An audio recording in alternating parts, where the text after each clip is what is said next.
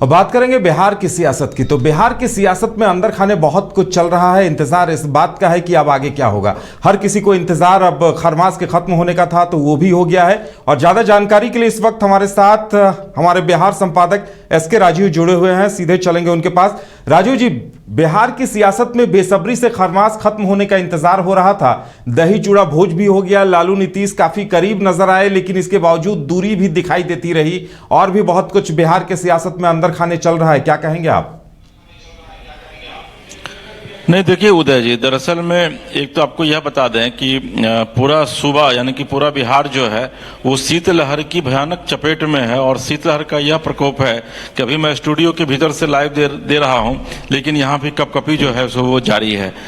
लेकिन इसका असर जो है वो बिहार की राजनीति पर बिल्कुल ही नहीं पड़ रहा है। और यही वजह है कि कल आप देखे होंगे कि कल किस तरीके से नीतीश कुमार जो है वो लालू प्रसाद यादव के आवास पर गए थे और वहां जाकर के उन्होंने विधिवत 10 मिनट तक लालू प्रसाद यादव के साथ उन्होंने अपना समय बिताया और दही चूड़ा का उन्होंने लुत्फ भी जो है उन्होंने उठाया लालू प्रसाद यादव के साथ। लेकिन उसके बाद तेजस्वी यादव बाहर निकलते हैं और कहते हैं कि सब कुछ ठीक ठाक चल रहा है। और जो लगातार ये बीजेपी की तरफ से एक दुष्प्रचार किया जा रहा है कि गठबंधन के भीतर सब कुछ ठीक ठाक नहीं है, वो पूरी तरीके से बेबुनियाद है। और जैसे ही तेजस्वी यादव ये बात खत्म करके जाते हैं, उसके बाद भाई वीरेंद्र आते हैं और वो यह कहते हैं कि आज नीतीश कुमार जो है मुख्यमंत्री बने हुए हैं तो वो बड़े भाई लालू प्रसाद यादव की कृपा से बने हुए हैं। तब जरा आप समझिए इन बातों को कि चंद मिनट पहले जो है तेजस्वी यादव ये बयान देते हैं कि सब कुछ ठीक ठाक चल रहा है, सीटों का बंटवारा भी हो गया है और आप लोगों को आने वाले समय में बता दिया जाएगा। और वहीं फिर थोड़ी देर बाद जो मुख्य प्रवक्ता है और काफी करीबी माने जाते हैं भाई वीरेंद्र लालू प्रसाद यादव के और तेजस्वी के भी, उनकी तरफ से यह कहा जाता है कि भाई लालू प्रसाद यादव के आशीर्वाद से जो है वो नीतीश कुमार मुख्यमंत्री बने हुए हैं। बड़े भाई की भूमिका में है हम लोग, 79 सीट हम लोगों के पास है, उसके बाद भी 43 सीट वाले को हम लोगों ने मुख्यमंत्री बनाया है। तो लालू प्रसाद यादव कितने उदार व्यक्ति हैं और कितना बड़ा उनका विशाल व्यक्तित्व है, ये चीज समझने की आवश्यकता है। ठीक उसके बाद अशोक चौधरी का एक बयान आता है और वो कहते हैं कि भाई वो बातूनी है, वो हमेशा इस तरीके की अनर्गल बयानबाजी जो है वो करते रहते हैं। हालांकि ऐसी कोई बात नहीं है, न तो कोई किसी का बड़ा भाई है न कोई किसी का छोटा भाई है। तो ये देखिए ये कल की बात थी। लेकिन सबके उलट आज एक खबर अचानक आती है और वो खबर यह है कि कहीं ना कहीं से जो महागठबंधन में जो सीटों का पेच फंसा हुआ है उसकी गुत्थियां सुलझने के बजाय लगातार उलझती ही जा रही है। और आप देखे होंगे कि गोपाल मंडल जो कि भागलपुर के पास पीरपैती जगह, वहां से वो विधायक हैं जेडीयू के, उन्होंने यह कहा है कि प्रधानमंत्री पद का जब तक उम्मीदवार जो है वो नीतीश कुमार को महागठबंधन नहीं बनाएगी तब तक जो है वो महागठबंधन सरकार में नहीं आ सकती है और नरेंद्र मोदी जो है वो देश के प्रधानमंत्री बने रहेंगे। इसके अलावा आज कई जो मंत्री हैं वो जेडीयू कार्यालय पहुंचे हुए थे और उनकी भी अगर आप जुबानी सुनेंगे तो वो उनका भी यही कहना है कि भाई कहीं ना कहीं से नीतीश कुमार जो है वो प्रधानमंत्री पद के प्रबल दावेदार हैं, प्रबल उम्मीदवार हैं। और ऐसी स्थिति में अगर कंफर्ट सीट नहीं मिल पाता है जदयू को, कम से कम 17 सीट, तो फिर वो आने वाले दिनों में महागठबंधन के लिए ठीक नहीं रहेगा। तो ये जो दावों वादों का जो एक खेल है, आरोप प्रत्यारोप का जो यह खेल है, वो फिर से कल से ही शुरू हो गया है। ये तिला संक्रांति कल खत्म हुई है और उसके बाद से ही ये जो है सो फिर आरोप प्रत्यारोप का दौर जो है वो शुरू हो गया है।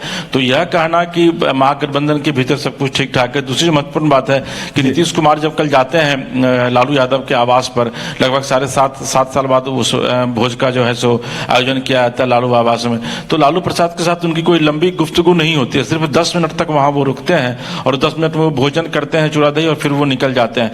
तो आप अंदाजा लगाइए कि वाकई में अगर वो जाते और खुले दिल से जाते तो कुछ ना कुछ बातें जरूर होती लालू प्रसाद यादव और नीतीश कुमार के बीच। लंबे समय के बाद उनसे मुलाकात हुई थी लालू प्रसाद यादव से।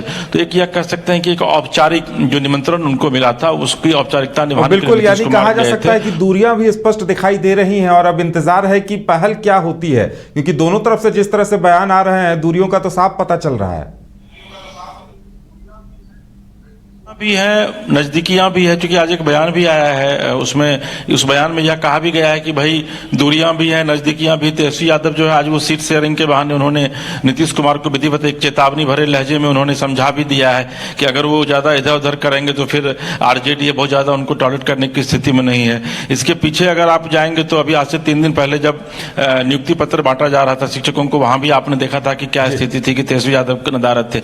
तो अभी तक जो राजनीतिक दूरियां हैं वो वो भले ही सरकार में काफी नजदीक ये लोग दिख रहे हों, लेकिन राजनीतिक दूरियां जो हैं वो अब धीरे धीरे बढ़ रहा है। और कहीं ना कहीं से आप यह कह सकते हैं कि जो एक मतभेद, जो एक डिस्टिंक्शन जो है वो दिख रहा था जेडीयू और आरजेडी के बीच में, वो अब मनभेद में तब्दील होता दिख रहा है। और जब 29 तारीख को कर्पूरी जयंती है, जो हमारे सोर्सेज बता रहे हैं, आज भी मेरी बात हो रही थी नीतीश कुमार के जो काफी करीबी हैं उन लोगों से, तो उन लोगों का यह कहना था कि 29 तारीख को कर्पूरी जयंती है और उसके बाद हो सकता है कि बिहार की सियासत में एक बड़ा बदलाव जो है, बड़ा संकेत जो है वो देखने को आपको मिले। तो वहीं दूसरी तरफ अगर आप बीजेपी की बात करेंगे तो बीजेपी देखिए, क्या बीजेपी भी नीतीश कुमार के प्रति जिस तरीके से पहले खुल करके बोल रही थी, बहुत एग्रेसिव मोड में बोल रही थी, अब कहीं ना कहीं से उसमें थोड़ी सी सॉफ्टनेस जो आई है। अभी जो नेता प्रतिपक्ष है यहाँ भी, जैसे ना उनका एक बयान आया, उन्होंने यह कहा कि भाई अब तो तिला संक्रांति हो चुका है और अब खरमास के बाद सब कुछ जो है वो आपको बहुत कुछ राजनीति में बदलता हुआ दिखेगा। एक बीजेपी के एक आपको सांसद है, उनकी तरफ से अशोक यादव, उनकी तरफ से एक बयान आया है, उन्होंने भी कहा है कि बिहार की सियासत में आपको बहुत जल्दी बहुत कुछ बदलाव देखने को मिलेगा। तो निश्चित तौर पर वो बदलाव क्या देखने को मिलेगा, क्योंकि 22 तारीख को जो अयोध्या में रामलला वहां पर होगा। राजीव जी, आपको भी हमारे साथ जुड़ने के लिए, जानकारी देने के लिए बहुत बहुत धन्यवाद। तो बिहार की सियासत में अंदर खाने जो कुछ चल रहा है उसे बाहर आने में अब लगता है कि कुछ ही दिनों, कुछ ही घंटों का वक्त है। हमें भी इंतजार रहेगा कि आगे क्या होता है। फिलहाल हमारे साथ इतना ही, हमें दीजिए इजाजत और आप देखते रहिए न्यूज़ बाइस्कोप। नमस्कार।